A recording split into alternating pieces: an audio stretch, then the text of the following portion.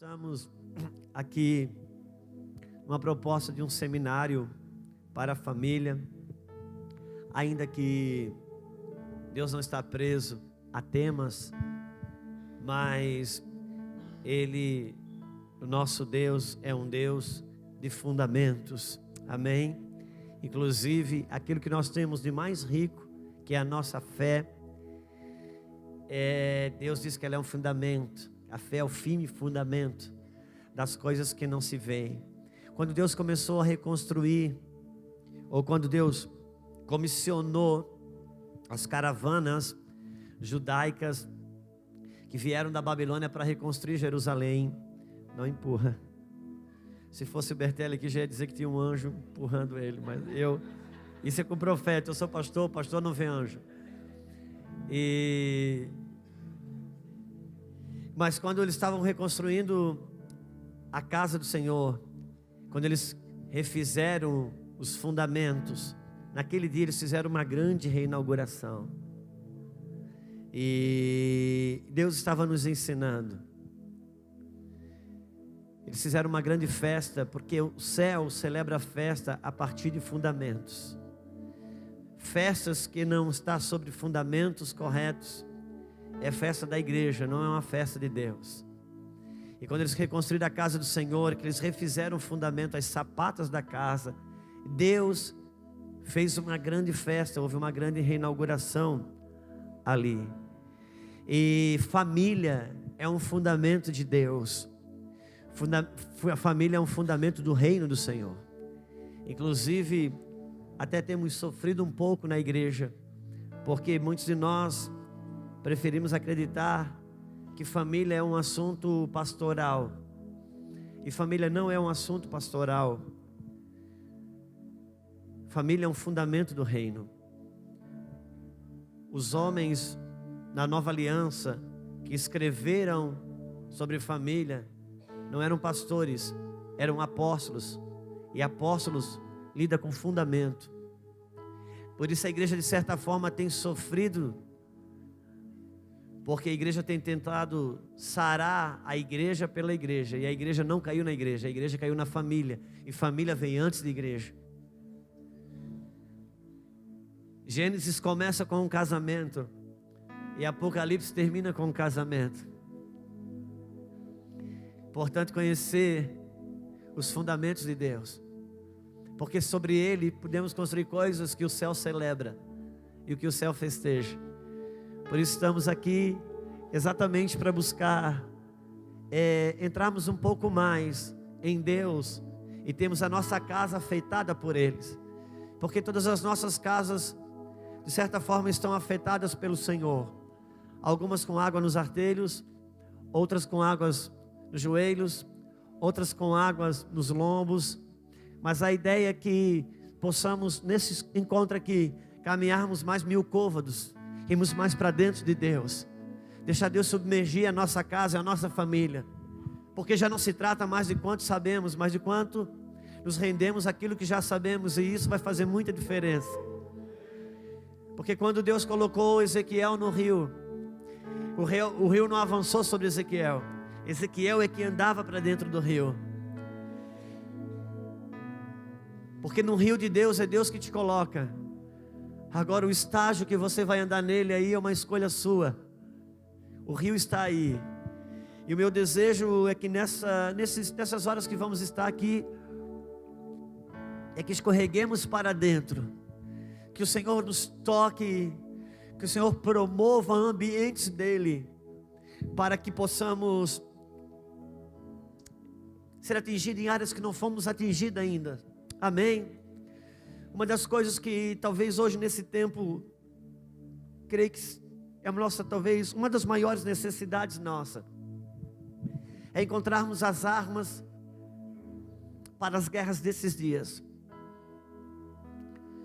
Temos perdido algumas batalhas como família, temos perdido algumas lutas dentro da nossa casa, porque temos lutado com armas que nos deram vitória no passado, mas não são suficientes para nos dar vitória hoje, porque mudaram as guerras, e quando mudam as guerras, mudam-se as armas.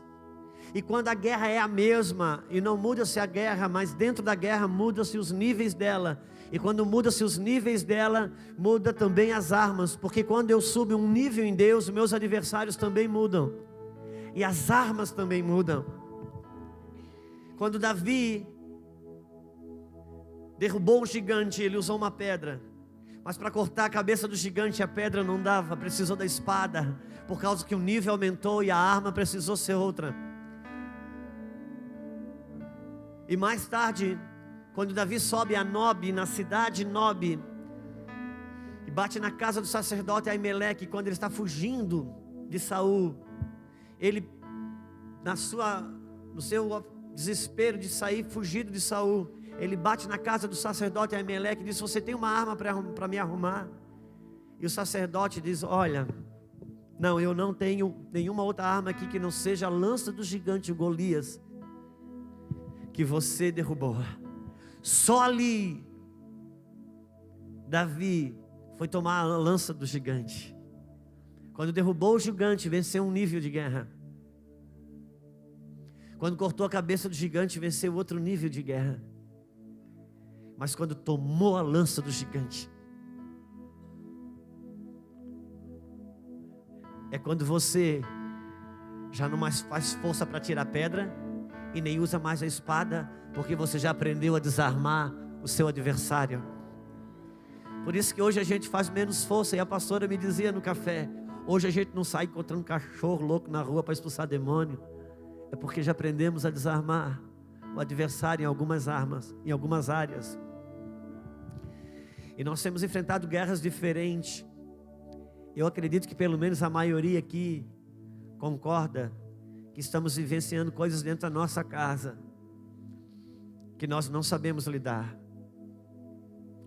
Escutando perguntas, vivenciando coisas com nossas crianças dentro de casa que não sabemos como lidar. Não sabe se acelera, se freia, se aperta, se solta. E isso não está na mão de um homem. Isso não está na capacidade intelectual de uma pessoa. Isso está no Senhor. E o meu clamor é que nós escorreguemos para esse lugar. Amém? Bom, para aqueles que não me conhecem, hoje que eu não me apresentei, meu nome é Juscelio, a minha Lulu está ali. Olha ela ali, gente. Ela está bem ali. Nós somos casados há 23 anos. Ela é apaixonada por mim, irmão. Precisa ver. Precisa ver. Às vezes eu acordo de madrugada com o choro dela orando na sala: Senhor, obrigado por esse homem, eu não merecia. Coisa fantástica. Você sabe que quando a gente fala uma coisa, sempre é o inverso, né? E você sabe, irmão, casar com uma mulher sábia também não é... Não pensa que tudo é um mar de rosa, porque não é. Quando você casa com uma mulher sábia, tem uma coisa que você precisa enfrentar, é que dificilmente ela está errada. Dá uma raiva isso, gente, você não tem noção. Mas em compensação, o resto tudo é muito bom e muito prazeroso. Eu sempre digo que Deus deu para cada esposa uma seringa para ela injetar algumas coisas no seu marido. E há uma diferença na mulher sábia e naquela que não é sábia, no uso dessa seringa. Inclusive hoje, né, faz o que? Acho que um ano, não sei, que a Luciana fez uma cirurgia e ficou internada. E agora eles não ficam mais aplicando esses medicamentos na veia. Eles já colocam uma coisa que chamam de acesso. Quantos sabem o que eu estou falando? Então não dá mais agulhada, só vai ali e troca. E a mulher sábia, ela fez isso. Ela colocou um acesso no marido. Ele não sente a picada, quando vê já está queimando na veia. Agora a mulher que não é sábia não, ela vem com aquela ponta de agulha assim, nunca consegue colocar nada, porque a picada é tão forte que ele não suporta, ele foge. Mas Deus deu para as duas. Deus deu para toda mulher, para toda esposa, uma seringa para ela injetar coisas no seu marido. Deus, Ele deu um poder para a mulher, uma coisa, vou falar uma coisa, não sei onde é que Deus estava com a cabeça, mas Deus deu. A mulher, ela tem um poder de mandar no marido e fazer ele acreditar que é ele que está mandando. Ela tem esse poder. E ela sabe que ele não sabe. Eu acredito que quando Satanás tentou derrubar o homem no jardim do Éden, ele se frustrou ao ver a fidelidade que aquele homem tinha com Deus. Fez uma reunião no inferno e disse para os seus demônios: olha, gente, não consigo derrubar esse cara de jeito nenhum. O que vamos fazer, seu diabo? Eu digo: vamos estudar. Um dia não é possível, ele vai ter um furo na vida dele. E um dia ele faz uma nova reunião e diz: gente, vamos derrubar o diabo, vamos derrubar Adão, o homem. Seu diabo, o Senhor não falou que não tinha ninguém para derrubar ele, o Senhor não conseguia? Ele disse: não, eu falei que eu não conseguia, e de fato eu não consigo, mas eu descobri quem consegue. A mesma pessoa que tem poder para deixar esse homem em pé, certamente terá poder para derrubá-lo. O poder que Deus deu para a mulher, de edificar e de derrubar, é uma coisa inexplicável. E algumas pessoas perguntam para mim: pastor, a tua esposa prega? Eu digo: meu filho, ela é que prega, eu uso o microfone. Ela que prega, eu uso o microfone. Fomos chamados para ser carta viva. A carta não prega, a carta é lida. E Deus nos concedeu uma graça de estarmos 23 anos juntos. Temos duas meninas, a Isabel tem 21 anos, a Sara tem 16 anos. E não dá, sou suspeita a falar, mas elas são maravilhosas. Elas são duas meninas que é um presente de Deus para nossas vidas. Ó Pai, te damos graças nessa noite. Nosso coração é teu, nossa vida é tua. Sabemos que o Senhor está nesse lugar. E nos rendemos à tua graça, ao teu favor. Queremos ser tocados pelo Senhor em áreas que precisam ser restauradas e fortalecidas, ó Deus. Não há razão de nos reunirmos se não for para sermos tocados por Ti, Pai, restaurado pela Tua glória e pelo Teu poder. Por isso vem, enche o nosso coração do Senhor. Amém. Glória a Deus. Quantos casados nós temos aqui? Eu gostaria que você levantasse a mão. Quantos não casados nós temos aqui? Por que tanta timidez na hora de levantar a mão não casado, né? Gente, assume logo que quer casar, fica com essa conversa fresca aí.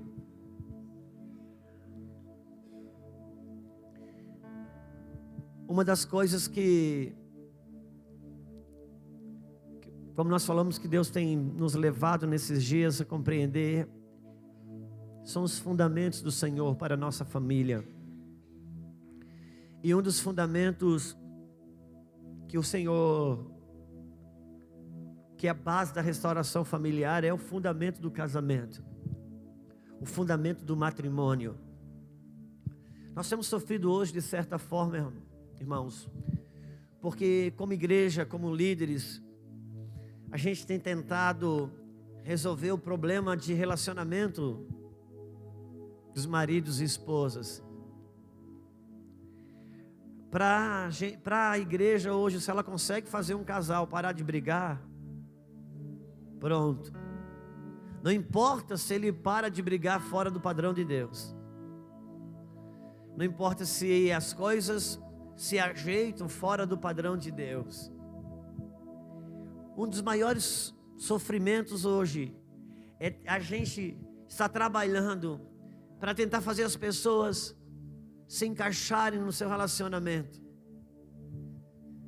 Então, se um marido tem dinheiro, e se a esposa gasta demais, a gente senta numa sala de aconselhamento e diz: meu irmão, você não tem dinheiro e ela não quer gastar, aproveita que você tem, pega o seu cartão de crédito, dá para ela, pronto, resolve, sai dali de bem.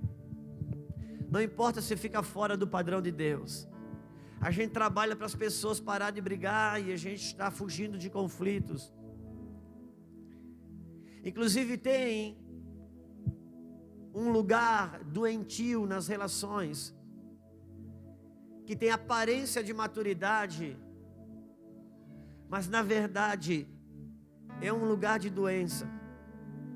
Algumas relações parece que amadurecem porque param as brigas e os conflitos, quando na verdade as brigas e os conflitos param não porque aprenderam a administrá-los, mas porque a indiferença, o descaso, o repúdio já se instalou ali. A independência de cada um viver o seu, debaixo do mesmo teto, já se instalou ali. Então às vezes não há briga, às vezes não há contenda. O que há, na verdade, mas também não há paz. Por quê? Porque paz é uma coisa e tranquilidade é outra. Tranquilidade é aquilo que com as nossas mãos nós podemos promover. Paz é algo que só o padrão de Deus pode dar. Por isso que no Vale dos Ossos Secos estava tudo tranquilo. Quando o padrão de Deus começou a entrar ali, a Bíblia diz que um grande rebuliço se formou naquele cemitério. E nós poderíamos dizer que antes era Deus e agora era o diabo, mas não, era o contrário, antes era o diabo e agora era Deus. Porque quando Deus vem estabelecer o seu padrão, que é paz, muitas vezes vai tocar na nossa tranquilidade. E o desconforto vem. E a gente tem trabalhado para organizar o relacionamento das famílias ou dos matrimônios. Mas é necessário que resgatemos a real condição do matrimônio que Deus criou. Amém? Eu gostaria de pedir que você abrisse a sua Bíblia em Lucas.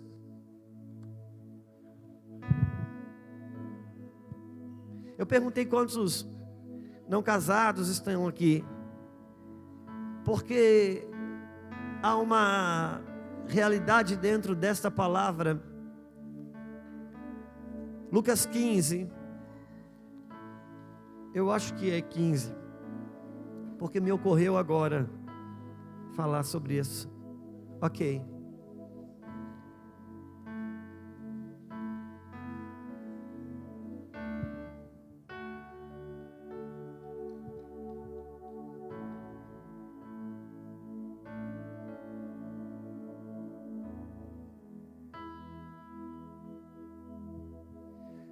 Eu perguntei quantos não casados tinham aqui, porque nos nossos cultos de casais, lá em Itajaí, começou a ir muitos solteiros, não casados,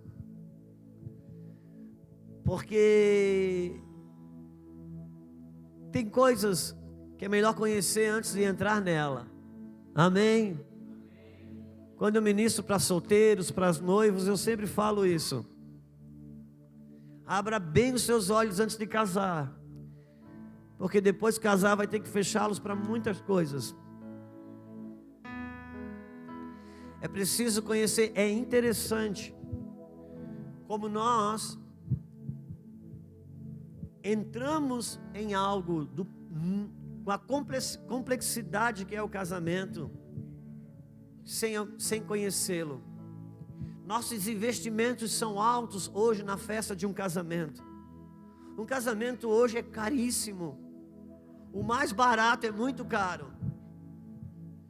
Tem gente que casa e os próximos 3 anos a prestação é para pagar o casamento que fez, a festa que fez, mas não se prepara para ser casado, não se prepara para o matrimônio. E depois que casa, então, tem dificuldades para viver, porque vai ter que enfrentar coisas que não conheceu sobre ela antes, não se preparou para aquilo. Aí vem o filho. Quando vem o filho, então começa um novo investimento.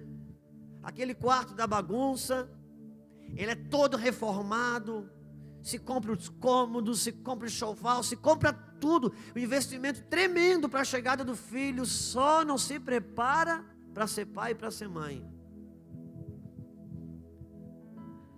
Por isso, eu amo falar sobre casamento, e quando tem as pessoas, solteiros, tem os não casados que estão ali. E eu gostaria de ler Lucas 15, no versículo 8, diz assim, Jesus fala: qual a mulher que tendo 10 dracmas, se perdeu uma dracma, não acende a candeia, varre a casa e busca com diligência até achar, e achando-a, convoca as amigas e vizinhas dizendo: alegrai-vos comigo, porque achei a dracma perdida. Uau! A Bíblia, Jesus está falando sobre o reino de Deus, e Jesus está falando sobre quando um pecador é salvo, como ele mesmo diz, que ele veio para salvar o que se havia perdido. Mas como aqui, ele fala de uma mulher que tinha 10 dracmas, e a mulher na Bíblia é a igreja. E a palavra, segundo Cristo, ele nos encaminha uma receita para recuperar algo perdido, algo de valor. Porque essa mulher, e gostaria de fazer a aplicação sobre a igreja, ela tinha 10 dracmas, e dracmas naqueles dias, você bem sabe, que tratava-se de dinheiro, porque dinheiro fala de valor. E ela tinha 10 dracmas, e ela perdeu uma, e quando ela perde essa dracma, quando ela perde esse valor,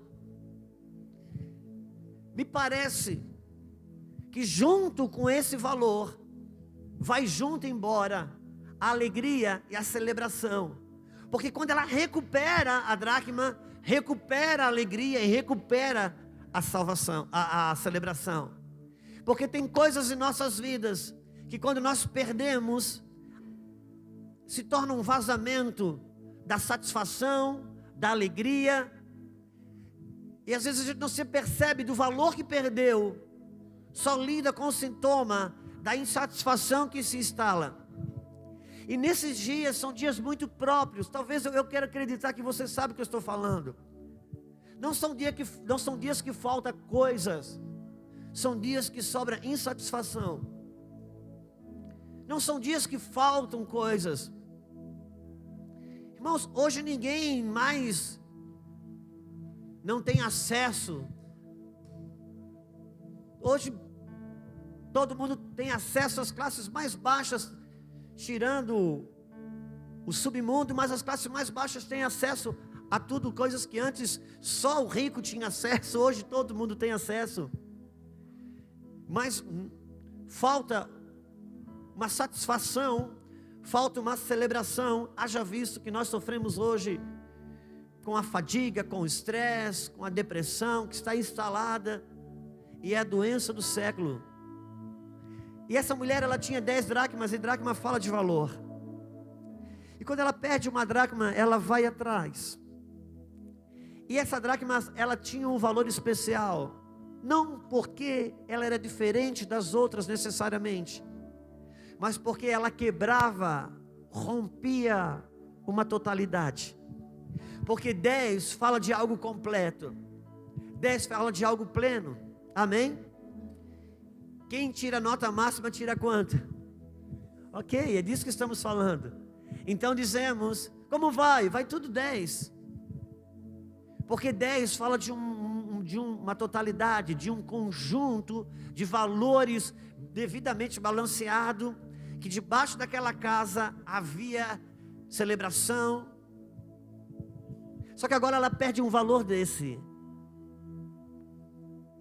E quando esse valor se perde, a celebração vai junto, a alegria vai junto.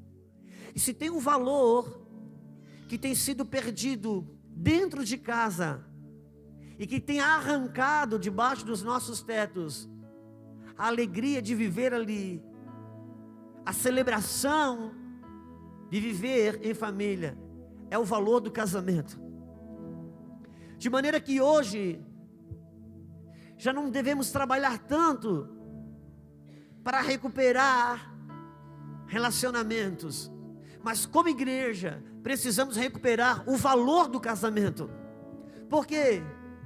Porque aquilo que você valoriza, se valoriza. E hoje é o valor do casamento que foi embora. E nós queremos viver bem como marido e esposa, sem valorizar o casamento. E você sabe, todos nós temos na nossa vida uma escala de valores. Eu tenho, você tem. Davi, ele deixa denunciado na sua escala de valores, quando ele dizia, ou escreveu, mas vale 1000 dias, mas vale um dia nos seus átrios que 1000 dias por aí. Já parou para pensar nisso? Você já parou para pensar que você tem a sua escala de valores?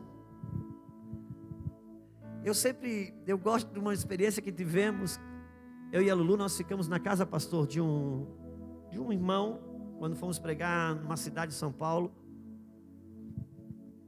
E ele era um irmão proprietário do mundo da construção. A casa dele era muito grande, muito bonita, tinha uns carros na garagem, mas ele andava com uma caminhonetona dessas nova. Só que ele é dono de construtora.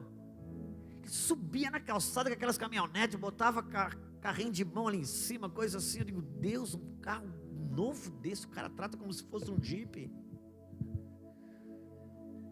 Mas cada vez que nós entrávamos e saía da garagem dele, ele tinha um Fusca na garagem. E ele dizia, pastor, quero te mostrar meu Fusca. E tá, depois nós vimos. Depois a gente vê. Cada vez que a gente chegava na casa, ficamos 4 dias lá, e ele dizia, pastor, nós vamos dar uma volta ainda com o Fusca. Eu digo, ô irmão, pensava comigo, amém. Caminhonete zero, cara, que comando, não é bom. Aí, tudo bem, não tenho nada contra o Fusca, amém? Desde que não se tenha uma caminhonete. Ok, estou sendo sincero. E chegou aquele Fusca era tampado, a caminhonete ficava na chuva, mas o Fusca tinha um pano em cima, daqueles com elástico assim. Chegou uma hora, disse, pastor, agora deu tempo, agora nós vamos ver o Fusca. Meu irmão, quando ele tirou aquele negócio de cima do Fusca, você não tem noção do que tinha ali embaixo. Um Fusca. Era um Fusca, pastor. E ele olhou para mim com aquela expectativa. Ele disse, cara, quanto é que pagasse? Ele, tanto. Ele disse, o quê? Quando eu fui no quê? Que eu tentei engolir de volta, não deu mais. Porque eu já senti que eu tinha pisado na bola. Por quê, irmãos? Porque uma coisa é o valor que o Fusca tem na minha escala de valores. Outra coisa é o valor que aquele Fusca tinha na escala de valores dele.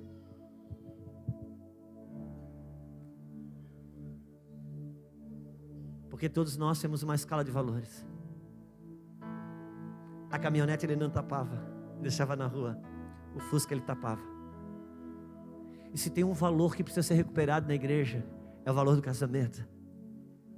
Porque aquilo que eu valorizo eu tapo, e aquilo que eu não valorizo dorme na rua.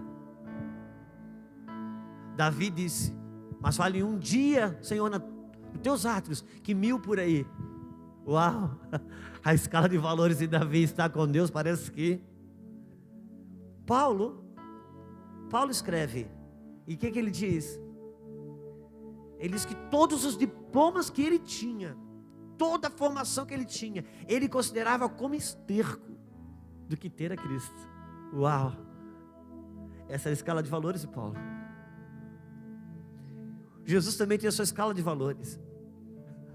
E você já parou para pensar onde que eu e você estamos na escala de valores dele?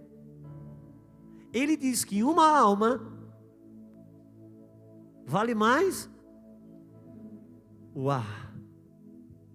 O meu pastor, Luiz Hermínio, ele diz o seguinte: esse foi o erro do diabo, colocar um preço em nós. Jesus, conhecendo o nosso valor, pagou o preço e agora disse assim: agora eu não vendo esse garoto por nada. Parou para pensar onde é que eu e você estamos na escala de valores dele?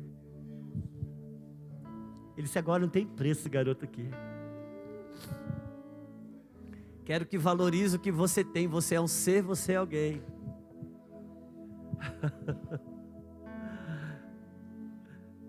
E Jesus ele começa a dar uma receita. Só que Deus também tem a sua escala de valores. O Deus Pai também tem.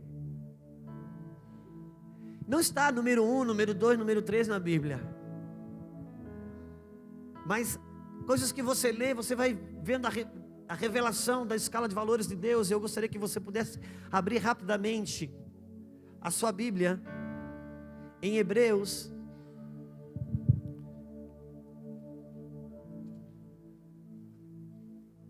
Hebreus.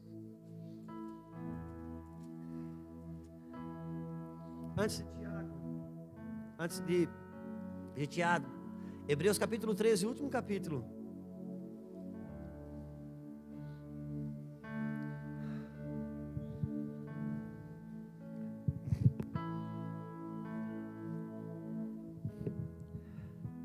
Diz assim, versículo 4.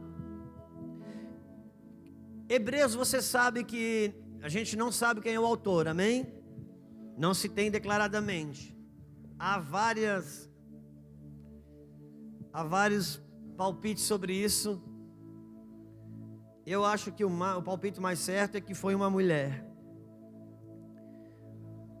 Porque são 13 capítulos escritos e bem no finalzinho ele diz: escrevendo essas coisas resumidamente, se deduz o quê?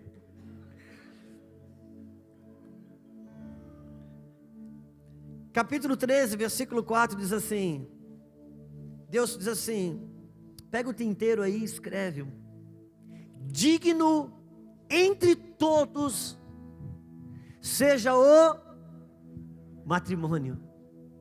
Em outra tradução diz: digno entre todas as coisas seja o matrimônio. Uau! Parece que na escala de valores de Deus, o matrimônio está no lugar alto. Por isso que eu disse: cadê os não casados? Porque a Bíblia diz assim: digno entre todos. Entre todos, irmãos, é entre todos. Deveríamos ensinar para as crianças que digno de honra é o casamento, porque as crianças fazem parte dos todos. Devíamos ensinar para os viúvos, os divorciados, que o casamento é digno de honra diante de Deus, porque eles fazem parte de todos. Digno entre todos, não só entre os casados. Digno entre as crianças, entre os adolescentes, entre os eunucos, entre os casados e não casados. Digno entre todos seja o matrimônio. Não fui eu que escrevi isso, porque às vezes as pessoas chegaram já a me contestar, dizendo: pastor, você é pastor de casamento, por isso que você coloca o casamento num lugar tão alto. Eu digo: não. Quem colocou o casamento nesse lugar foi Deus. Eu tento colocar no lugar que Ele já colocou e eu não consigo. Digno entre todas as coisas seja o casamento, seja o matrimônio. Por isso um valor a ser recuperado na igreja é o valor do matrimônio, porque esse valor é um valor que quando você perde dentro de casa, ele carrega junto a alegria, a satisfação de voltar para casa. Sabe, o camarada ímpio sai do trabalho dele, vai para o boteco e encher a cara, que ele não quer voltar para casa. Ele quer chegar em casa já ou anestesiado, ou já está todo mundo dormindo, que não suporta viver aquilo ali dentro. Mas o crente, não. O crente não vai para o boteco porque ele é crente. Então ele faz hora extra. Então lá arruma um quinta-feirino para jogar futebol. Ou ele vai fazer a obra. para não ter que lidar com a realidade de dentro da sua casa. E eu não posso acreditar que um homem e uma mulher de Deus saem de casa para esfriar a cabeça. Não, não, não. Não, porque o matrimônio, a minha casa, é o ambiente que Deus deu para me viver. E quando Deus decidiu casar um homem e uma mulher, a primeira coisa que Ele fez foi o ambiente. Por isso que há dois tipos de casamento, um dentro do Jardim do Éden e um fora do Jardim do Éden. O homem dentro do Éden não era mais perfeito que fora do Éden. O que definia o bom casamento que ele tinha dentro do Éden não era ele, mas o ambiente que Deus deu para eles. E eu já procurei estudar como homem e mulher se encontravam dentro do casamento do Jardim do Éden. Eu não encontrei nada. Por quê? Porque dentro do Jardim do Éden, Deus não tem relatos como esposa e marido se encontravam. Ali eram relatos como o homem e Deus se encontravam. E quando o homem e Deus se encontram, então as regras do casamento já não são mais necessárias. Porque é o ambiente de Deus que decide.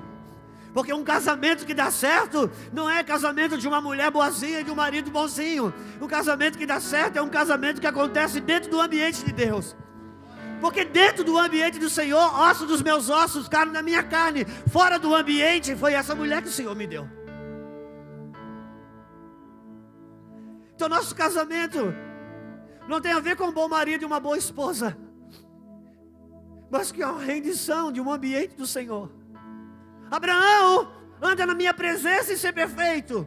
Por quê?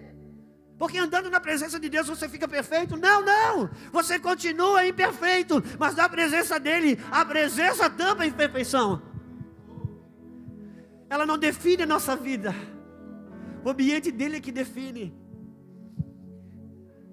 E quando a gente começa a perder o valor do casamento, sabe, em casa não tem mais satisfação de estar ali. Não tem mais prazer de estar ali. Só que o Senhor estabelece um caminho de restauração para recuperar um valor perdido. Ele dá uma receita para recuperar o que nós precisamos recuperar, o valor do casamento. Porque se valorizarmos no casamento, uau, vamos experimentar coisas tremendas. E quando eu paro de valorizar, eu paro de celebrar. E quando eu paro de celebrar, eu corro risco de perder. Sabe numa coisa? Ainda falando em carro, eu e o Lulu, nós tínhamos um Fusquinha, um Gol chaleira. Aleluia, faz tempo. Quem sabe o que eu estou falando quando eu digo um Gol chaleira? Depois tu traduz para o seu filho em casa isso. Aquele golzinho, eu gostava demais dele, mas ele foi ficando muito detonado. Ficou feio na foto. Eu precisei trocar. E eu fui, embora eu gostasse muito dele, eu fui numa rua lá em Itajaí, que de fora a fora é lojas de carro usado dos dois lados. E eu troquei. Eu tive que voltar na outra semana lá para a questão de documento, porque não é como hoje, né? As coisas por internet, naquela época nem existia. Quando eu voltei lá, que eu vi aquela fila de carro bonita assim, fora, lá no final tinha um golzinho igual o meu, só que era lindo, igual o nosso, lindo. Eu disse, voltei para trocar o documento, disse, cara, que gol lindo, parece o meu, coisa linda. Ele falou, é o seu. Isso é o meu. Ele falou, quer trocar? Quer pegar de volta? Eu disse, cara, eu quero. Dá tanto de volta que eu faço negócio. Eu disse, como assim? Não faz 10 dias. Na minha mão valia tanto, agora na sua vale isso. E eu tive que escutar. Pois é, você não valorizou, eu valorizei. Aquilo que você não valoriza, se desvaloriza. E aquilo que a gente desvaloriza acaba por perder. E às vezes o remédio amargo é a perda. Por isso que precisamos mais do que trabalhar para marido e esposa parar de brigar, meu pastor, é recuperar o valor do casamento. Por quê? Porque marido e esposa não pode se resolver entre si. aquilo que você valoriza, te valoriza. Quando um homem e uma mulher valorizam o casamento valoriza os dois. Porque um homem não tem poder de abençoar uma mulher, e a mulher não tem poder de abençoar o homem. Por isso Deus os colocou no casamento, porque o casamento abençoa os dois. Por isso que essa mulher, ela tem um caminho. Quando ela descobre que essa dracma começou a roubar a alegria, porque as pequenas coisas que você perde dentro de casa vai determinar as grandes coisas que você perde fora dela. E quando Jesus dá uma receita, e Jesus diz o seguinte: essa mulher, a igreja, primeira coisa que ela fez para recuperar esse valor, ela acendeu a luz. Porque se você não acende a luz, você não consegue organizar nada. Por isso que a Bíblia começa em Gênesis, e Deus disse: haja. E depois que houve luz, Ele começou a montar o Lego. Botou as estrelas aqui, o sol ali, separou a água da terra. Porque só depois que tem luz é que você pode organizar. E essa mulher, a primeira coisa que ela faz é acender a luz. Por isso que nós precisamos, para ter casamentos fortes e famílias fortes dentro da igreja, acender a luz e saber o que a luz mostra sobre o casamento. Luz para os meus pés, lâmpadas para os meus pés, luz para os meus caminhos, é a tua palavra, Senhor. Irmãos, precisamos acender a luz, recuperar a matriz do casamento, para termos um parâmetro correto a respeito do matrimônio que Deus criou. Por quê? Porque aquilo que Deus criou, só Deus pode sustentar. Aquilo que o céu criou, só o céu pode sustentar. E nós hoje queremos ter algo do céu, que é o casamento, sustentado pelas coisas da terra.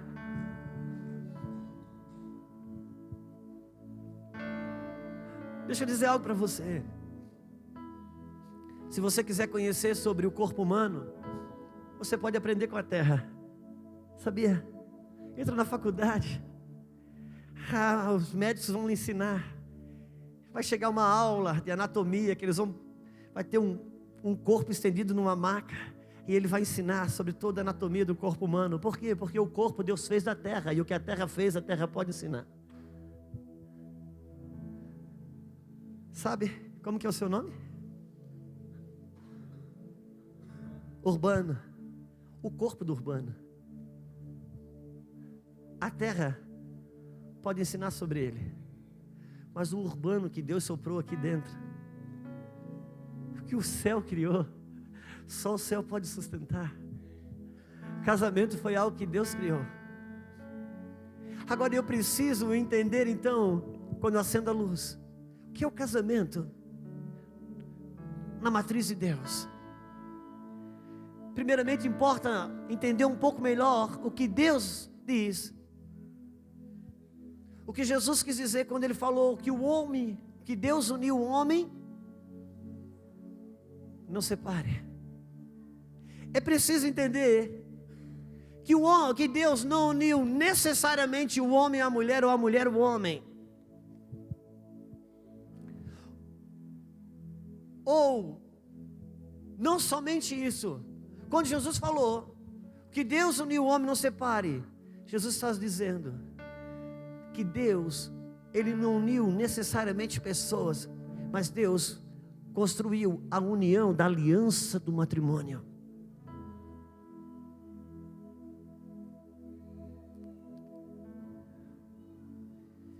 Deixa eu tentar explicar um pouco melhor isso para você.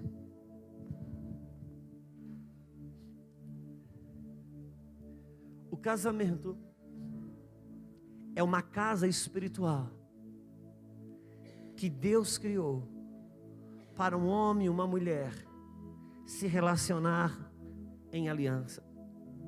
Quando um homem e uma mulher casam, eles não dão origem a um casamento, eles não criam um casamento, eles entram em algo que Deus já criou, a aliança de matrimônio. Quantos estão comigo? Uma outra coisa que precisamos entender, e aqui, que bom que temos pessoas solteiras aqui, os não casados que aqui estão, importa entendermos um pouco melhor o que a Bíblia diz, o que ela quis dizer quando fala que não é bom que o homem esteja só. Quando a Bíblia diz que não é bom que o homem esteja só, não significa dizer que não é bom que o homem não esteja casado. Quando a Bíblia diz que não é bom que o homem esteja só, a Bíblia está dizendo que o homem foi feito para relacionamentos. Tem pessoas solteiras que não estão só, e tem gente casada que está só. Porque Deus está estabelecendo um princípio de relacionamento. Agora, quando Deus quis criar o propósito do casamento, então Deus disse: não é bom que o homem esteja só, porque sempre que Deus estabeleceu um propósito para você, você vai precisar de alguém para cumpri-lo. O propósito do casamento é o que Jesus estava falando quando diz: não separe aquilo que Deus uniu. Deus criou uma aliança de matrimônio. E eu preciso entender que quando Deus diz que Deus criou Adão e Eva, irmãos, Deus não criou um homem desesperado para casar. Deus não criou uma mulher apavorada para casar. Tem algumas coisas que precisam ser desmistificadas. E uma delas é pensar que Deus criou fulano para mim. Deus criou o Juscelio para a Luciana e a Luciana para o Juscelio. Irmãos, casamento é uma escolha. Porque se Deus criou a Luciana para o Juscelio e o Juscelio para a Luciana, amanhã dá problema nesse casamento, quem é o culpado? Casamento é uma escolha. Você escolheu. É você que escolhe. E Deus não fez um homem desesperado para casar e nem uma mulher desesperada para casar. Agora, onde que Deus entra num casamento? Deixa eu dizer algo para você. Eu tenho 2 filhas. Você acha que sou eu que vou escolher o marido delas? Não. Agora, a hora que o coraçãozinho dela balançar por alguém,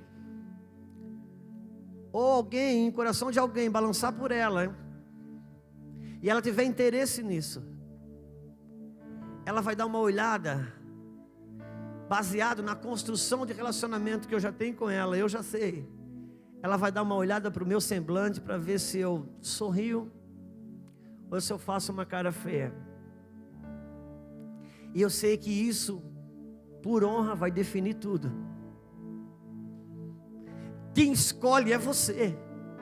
Mas quando você escolher, dá uma olhadinha para a cara do Pai, para ver se Ele vai sorrir e aprovar. Por isso que eu não trabalho para consertar namoro. Porque muitas vezes, muitas brigas no namoro é só Deus gritando: não é esse. Namoro não é uma oficina de conserto, é um laboratório de análise, onde você tira amostras para ver se dá para casar mesmo.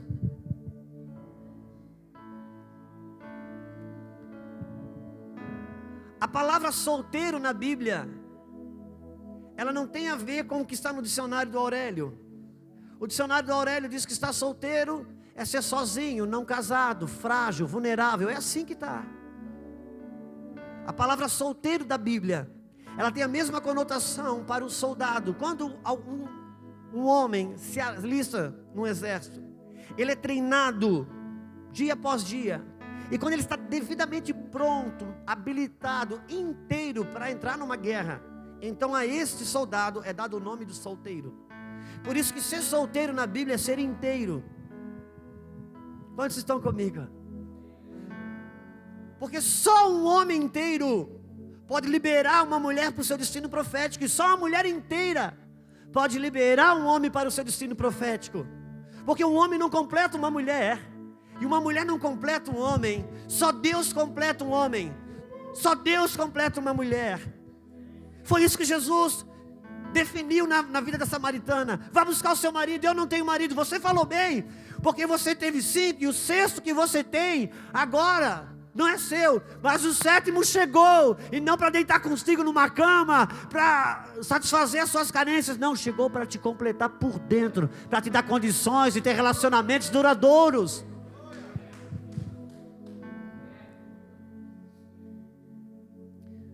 Porque quando um homem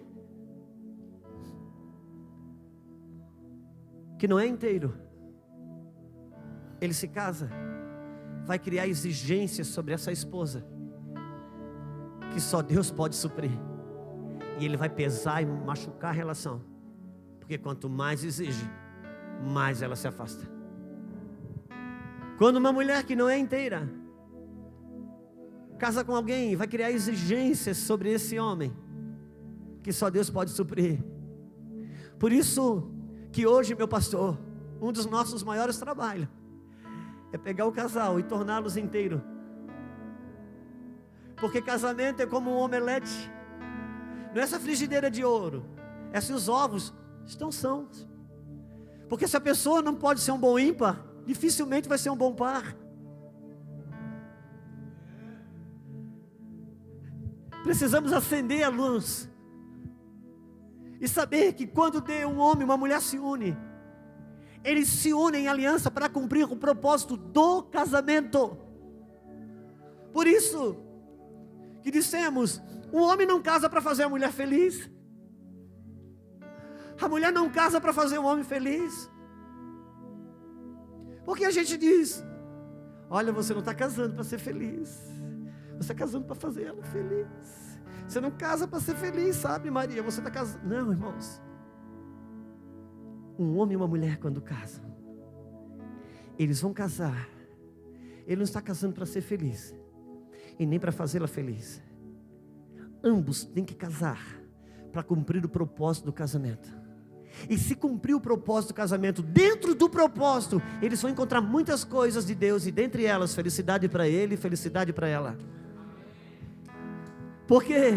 Porque eles não têm condições de abençoar um ao outro. As bênçãos Deus já colocou dentro da casa chamada casamento. Por isso, se os dois vivem para o casamento abençoa os dois. Se os dois valorizam o matrimônio valoriza os dois. Porque Deus colocou no matrimônio os recursos. Por isso, digno entre todos, inclusive vocês dois, seja o matrimônio.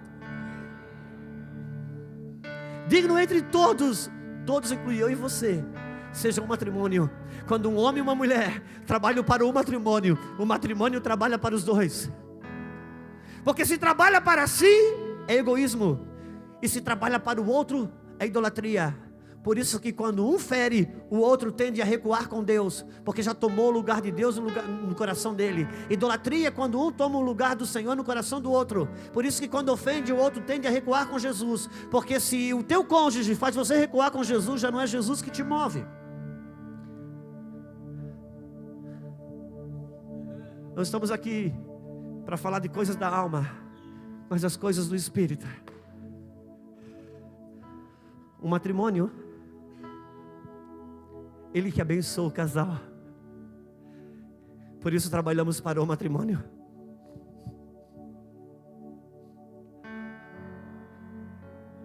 Muitas vezes essa mulher aqui começa discursos que eu já sei o começo, o meio e o fim. Eu quero sair para não ouvir. Mas o matrimônio que Deus criou, Ele diz que eu tenho que amar essa mulher como Cristo ama a igreja. E nesse caso eu sou a igreja. E quando eu dobro o meu joelho para choramingar as minhas mazelas, a Bíblia diz que antes que saia a palavra dos meus lábios, Ele já sabe o que eu vou dizer, e Ele me ouve sempre. Então, por causa do casamento que Ele criou, eu ouço. Por isso, que para andar num casamento de Deus, você não tem que ser um bom homem. Você não tem que ser uma mulher boazinha. Até porque ser manso na Bíblia não diz respeito a ser bonzinho. Ser manso na Bíblia diz respeito a alguém que se submete aos processos de Deus. Por isso, o que precisa para um casamento de Deus? Precisa de diálogo. Amém. Precisa de carinho. Amém. Mas sobretudo, precisa de fé. Porque o que Deus criou só tem um jeito de você viver. O justo viverá da fé. Eu preciso entender, irmãos, que quando um homem e uma mulher se casam, eles entram numa casa espiritual, que não há mais vida fora dela. Por isso que Deus não levou Adão a um profundo sono. Deus matou Adão. Você entra numa casa espiritual. E essa casa espiritual, ela tem leis que regem a vida dentro dela. Deixa eu tentar falar algo aqui. Vou tentar explicar isso melhor. Quando você nasceu, você entrou nesse mundo, cortou o cordão umbilical. Sabia que você ficou meses ali com a cabeça dentro d'água? Quanto tempo você consegue hoje?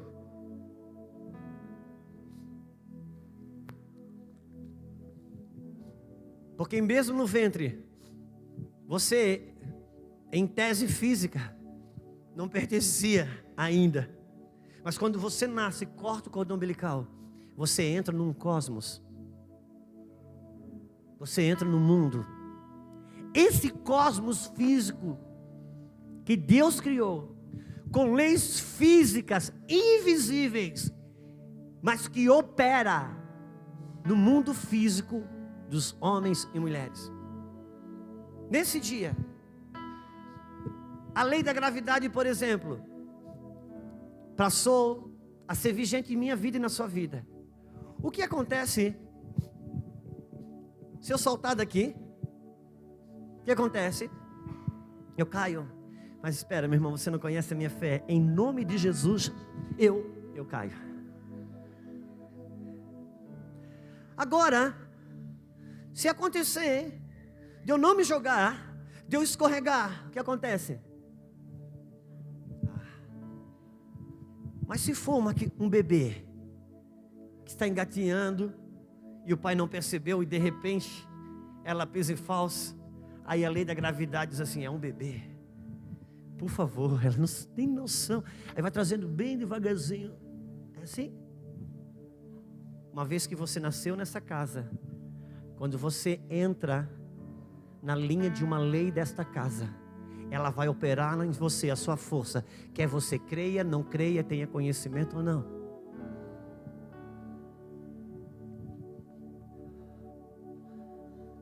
Alguns de nós gostam de dizer que o homem criou a energia elétrica não sei que ano. Não, o homem não criou a energia elétrica. O homem descobriu a energia elétrica. Quem criou a energia elétrica foi Deus. Uma lei invisível que opera no mundo físico. Quem aqui já levou um choque? Uau! Eu sei o que você fez o dia que você levou um choque. Você foi lá na empresa de energia e disse: olha, desliga esse relógio lá em casa, que isso é do diabo, isso quase me matou.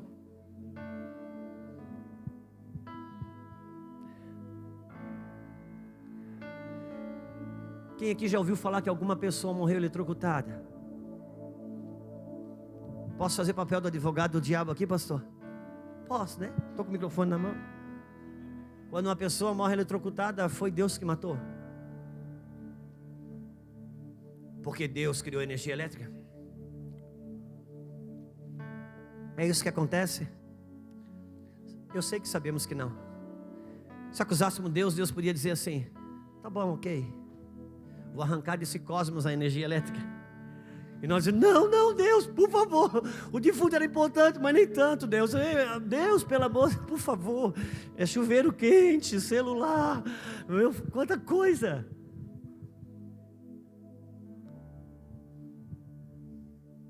Por que uma pessoa morre eletrocutada?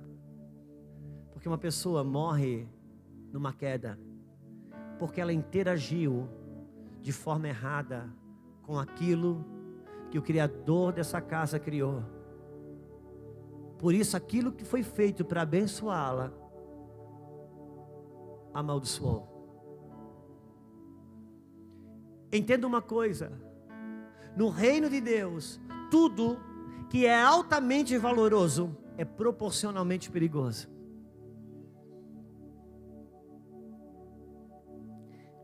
Quando Jesus disse que não separe o homem, o que Deus uniu a aliança do matrimônio. E dentro da aliança do matrimônio, existem leis espirituais que regem essa aliança de matrimônio. Por isso que quando homens e mulheres interagem de forma errada com essas leis, aquilo que era para abençoá-los, os amaldiçoa. Quantos podem entender o que estamos falando? Por isso que tem gente levando choque, tem gente se quebrando todo.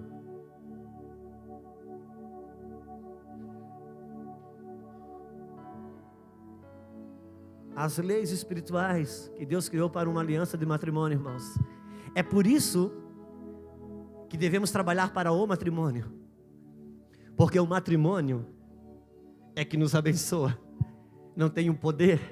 Trabalho para a aliança. E a aliança me abençoa. Por isso que eu preciso fé. Eu preciso fé. Porque às vezes as emoções não vão responder. Sentimentos não vão concordar. Inclusive para namorar. A Bíblia diz que o meu corpo não é meu. O corpo da minha esposa não é meu. Então quando alguém sugere, o outro precisa ceder. Como fazer isso? Pela fé. Se não tem vontade, vai ter que ser pela fé. E no caso do homem, muita fé. Porque a mulher, se não tiver fé, vai por obediência. O homem não dá certo, vai ter que ter fé. Se não tiver vontade, vai ter que ter fé. Estamos falando, irmãos, da matriz do casamento. Precisamos recuperar o valor do casamento, o que Deus escreveu sobre o matrimônio, porque isso me abençoa. Por isso que quando eu entro nessa casa espiritual, eu devo pensar bem, quando eu escolho sair dela. Porque o primeiro homem a casar, Deus o matou antes de casá-la. Quando ele ressuscitou, ele já estava casado. Deus estava dizendo para ele: não há vida fora dessa aliança.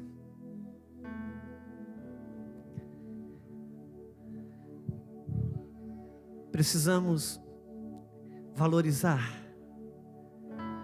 os valores de Deus, para nós não nos estendermos muito. Sabe de uma coisa? É fé. A Bíblia diz que se eu, marido, não coabitar com a minha esposa com entendimento, o céu cerra sobre as minhas orações. A Bíblia diz que se o sol se põe sobre a minha ira, eu dou lugar ao diabo. Uau! Significa dizer que se eu for dormir brigado, que o céu se põe sobre a minha ira, eu dou lugar ao diabo. Então quer dizer que a Bíblia diz que o maligno não me toca, mas eu posso dar lugar ao diabo. Por quê? Porque o mesmo terreno que foi preparado para o trigo, à noite, quando os homens dormiam, o diabo, o inimigo plantou o joio. E a Bíblia diz que dá aos amados enquanto... Uau! Mas se vão dormir e o sol se pôs sobre a ira, então é o inimigo que vai. E às vezes a Luciana me aborrece, que eu sou muito bonzinho e ela é ruim. Então chegando à noite, na hora de dormir, putz, eu não quero deitar, não quero abraçar. Aí a gente vira de costa, apaga a luz, e fica aquele silêncio ensurdecedor que todos os dois sabem que estão acordados. Aí eu vou na sala orar, disse, Deus, tem misericórdia dela, Senhor. Ela está precisando de alguns ajustes para entender o lugar dela e tal. Me abençoa nessa noite. E Deus diz, meu filho, não sou eu que te abençoo de noite, é você que te abençoa de noite. Que o que eu já estabeleci está estabelecido. Você quer dormir com anjos ou demônios? Digo, Deus, eu quero dormir com anjos. Então senta lá, faz concerto com a sua esposa. Eu disse, Deus, ela está errada. E se eu ainda for fazer concerto, aí mesmo que ela vai achar que está por cima. E Deus diz, ok, é sua escolha, vá. Obrigado, Senhor, você entendeu. Sem anjos. Eu digo, não, Deus, eu quero dormir com anjos, eu não quero dormir com demônios. Irmãos, o que me faz voltar? A fé de entender que a palavra de Deus é verdadeira. Então eu venho fazer concerto e beijo. Vontade de dar um soco, mas eu beijo.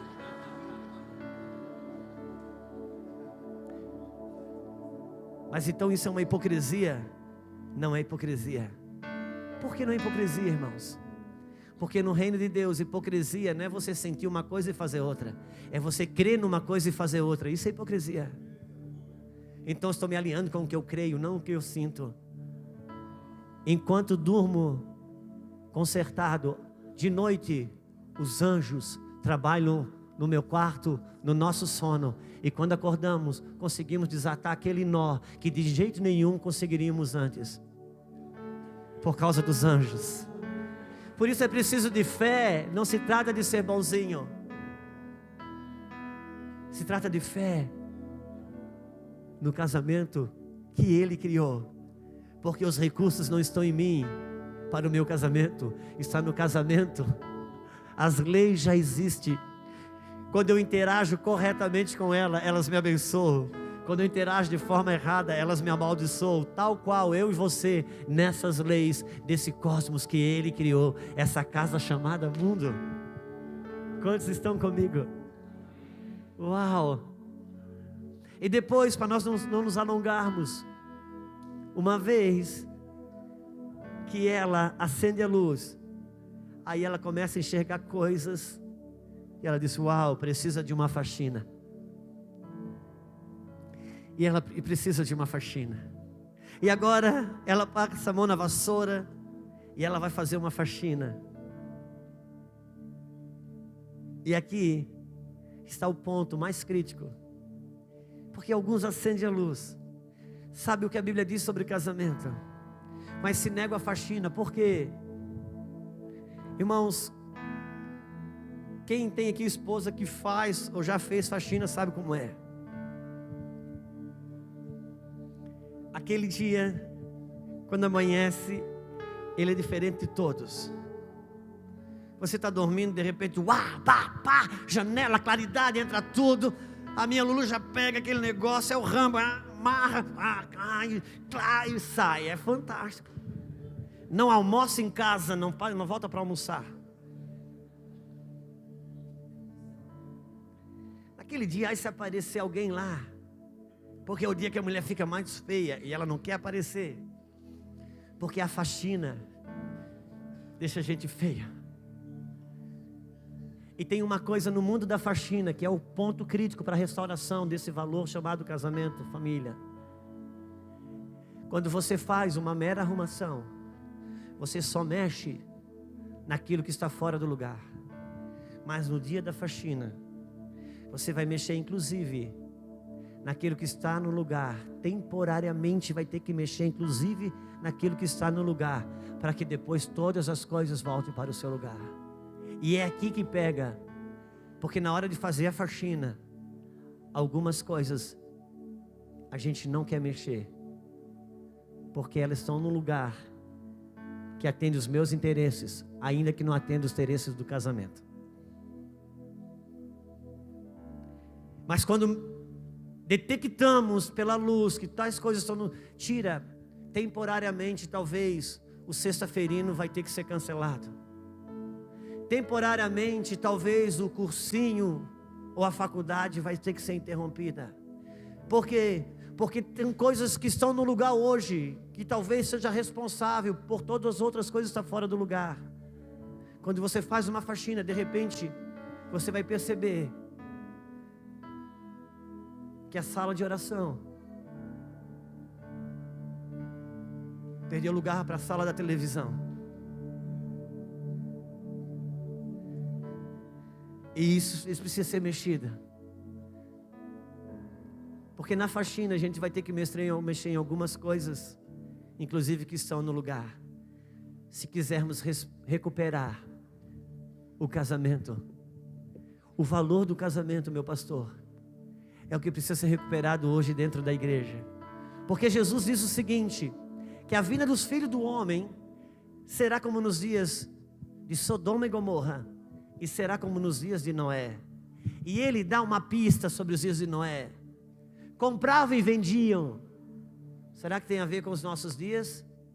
Casavam-se e davam-se em casamento, ou seja, o valor da aliança foi embora. Será que tem a ver com os nossos dias? Dias de Sodoma, imoralidade. Será que tem a ver com os nossos dias?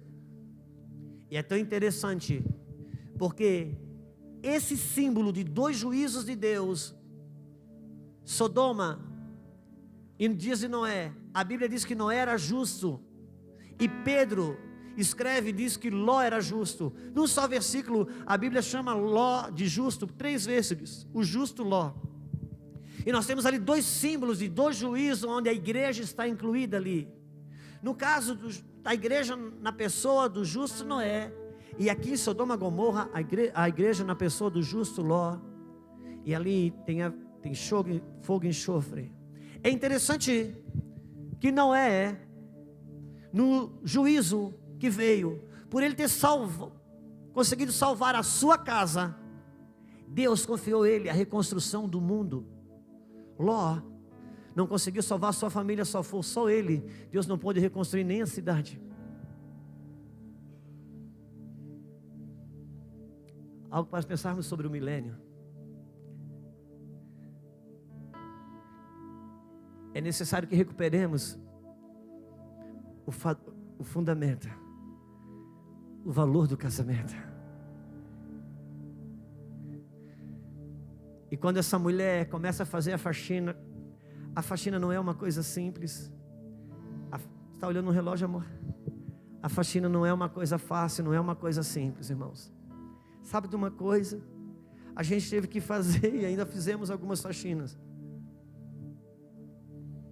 Porque isso são camadas. Por isso que deixar pai e mãe, unir-se a sua mulher e tornar-se uma só carne, isso não está numa linha reta. Isso são níveis que um casamento alcança. Deixar pai e mãe fala de um nível de casamento. Unir-se a sua mulher fala de outro nível do casamento. Tornar-se uma só carne fala de outro nível de casamento. E quando essa mulher, a Bíblia diz que quando ela começa a faxina e ela começa a buscar diligentemente. Eu sei que não dá tempo de irmos até o fim. Mas por fim, quando ela acha, sabe o que acontece? Ela faz uma grande celebração. Por que ela faz uma grande celebração? Porque essa era exatamente a dracma que ela perdeu. Ela parou de celebrar sua família, parou de celebrar seu matrimônio, parou de celebrar sua casa, parou de celebrar o casamento. Aquilo que eu não celebro, eu não valorizo. O que eu não valorizo se desvaloriza, e o que se desvaloriza acaba-se por se perder. Por isso eu gostaria de dizer uma coisa para você: volte a celebrar a sua casa, volte a celebrar o seu casamento. Você sabe que tem esposas que enquanto o marido bebe, enquanto o marido tem amante, enquanto o marido fuma, ela atura tanta coisa. A gente fica impressionado com isso. Às vezes quando chega alguém na igreja que tem dificuldade no casamento, a gente já diz, não, conversa com aquela irmã, porque aquela irmã, olha, é uma santa, só ela consegue suportar o que ela suporta com o marido. Lá um dia o marido se converte, depois de 3 meses, todo mundo ama aquele cara na igreja, e ela se transforma,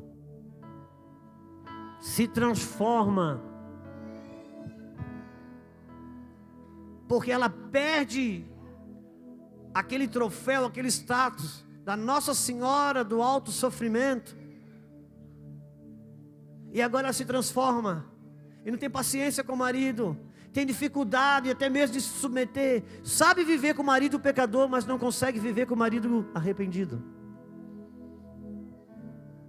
Celebre o seu casamento, celebre seus filhos, celebre a sua casa. Dar uma bicicleta para o filho é fácil, não é? Tirar o sábado para andar de bicicleta com ele. Sabe o que acontece? Quando você dá um presente para o seu filho, ele se sente presenteado. Mas quando você para brincar com o presente com o seu filho, ele se sente celebrado.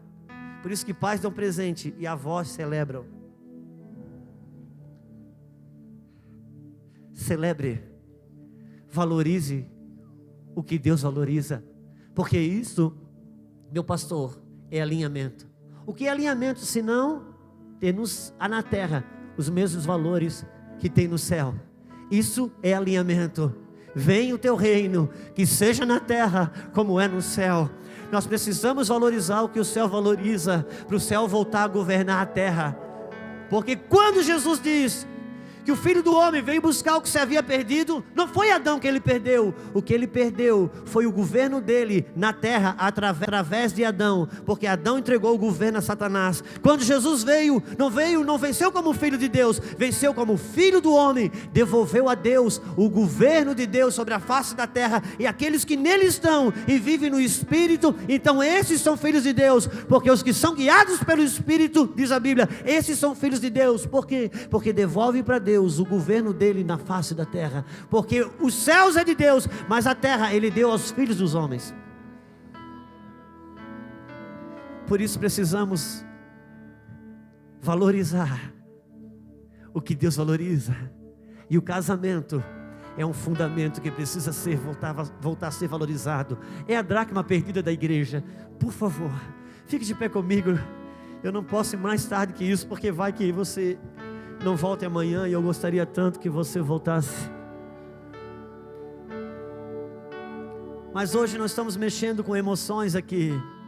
Talvez o seu casamento veio ruim, e talvez volte para casa do mesmo jeito, porque nós não estávamos falando aqui que Deus vai te dar vitória. Não, Deus, quando te deu o casamento e as leis deles, Ele já te deu vitória. Agora eu preciso interagir corretamente. Por isso, irmãos, que cada vez que eu venho descer dessa plataforma, sabe o que eu faço, pastor? Eu uso a escada, porque eu estou interagindo de uma maneira inteligente com a lei da gravidade. Já pensou se não existisse a lei da gravidade? Opa, amarra, pega um filho no colo quando solta. Então eu subo a escada. Pare de cair, pare de levar choque, pare de levar rajadas de vento. Tenha fé para viver o seu casamento. Acredite. Deixa eu dizer uma coisa para você, minha esposa que está aqui. É preciso fé. A Bíblia diz assim, que a esposa cujo marido não obedece a palavra, não é que não conhece, que não obedece, ela deve estar em silêncio para ganhar o marido sem. O que precisa disso? Irmãos, o que precisa para uma mulher silenciar diante das asneiras que ela vê o marido fazer?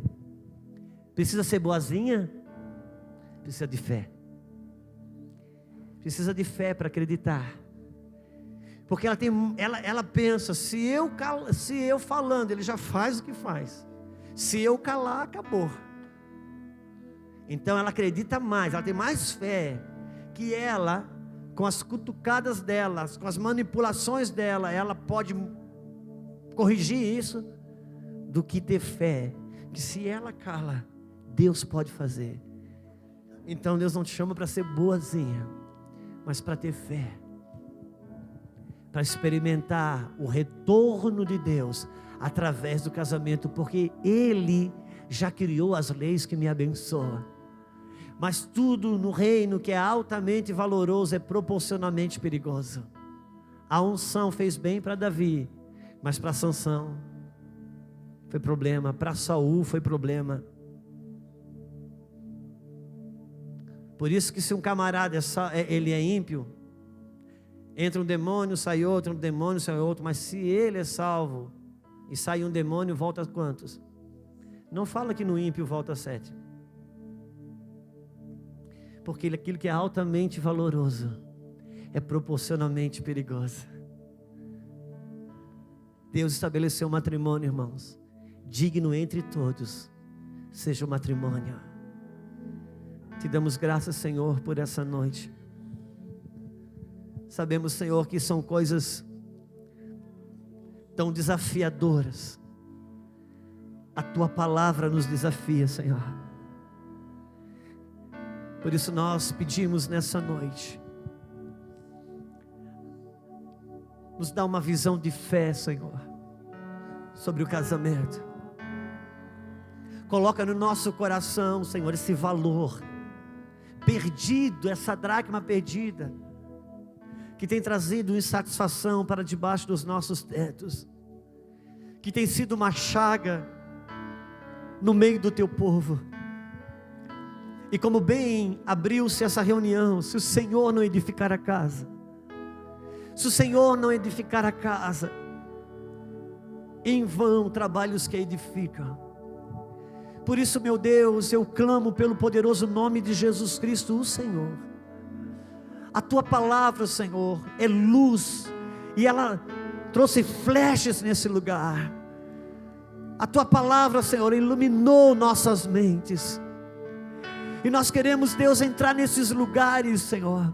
Nos ensina a interagir corretamente, meu Deus, de uma maneira sábia, para que as leis do matrimônio venham abençoar os Seus filhos, venham prover sobre os Seus filhos, venham estabelecer a provisão de recursos sobre a vida dos Teus filhos. Pai, nós declaramos, meu Rei, que toda resistência à reconstrução desse valor no seio da igreja, ela seja desfeita, Pai. Que Sambalate, que Tobias, meu Deus, eles sejam amordaçados, eles sejam, Senhor, manietados, e haja uma liberação de restauração, Senhor, sobre a vida do Teu povo, sobre homens e mulheres que aqui estão. Eu oro, Senhor, para que quando eles voltarem para os seus lares, quando pisar os seus pés na sua casa, Senhor, a unção que está nessa palavra, o Senhor, os recursos que estão nessa palavra, os anjos, meu Deus, que acompanham essa palavra, possam entrar com eles nos seus lares, possam deitar com eles nos seus leitos, possam sentar com eles à mesa. Ó Deus, em nome de Jesus Cristo, o Senhor, sabemos que vivemos dias de guerras, dias de combates, combate esses, guerra essas, cujas armas ainda são desconhecidas para nós. Por isso libera nesse tempo, Senhor, as armas necessárias, as ferramentas necessárias, para que o Teu povo trabalhe e guerreie com vitória e com êxito, Senhor. Declaramos em nome de Jesus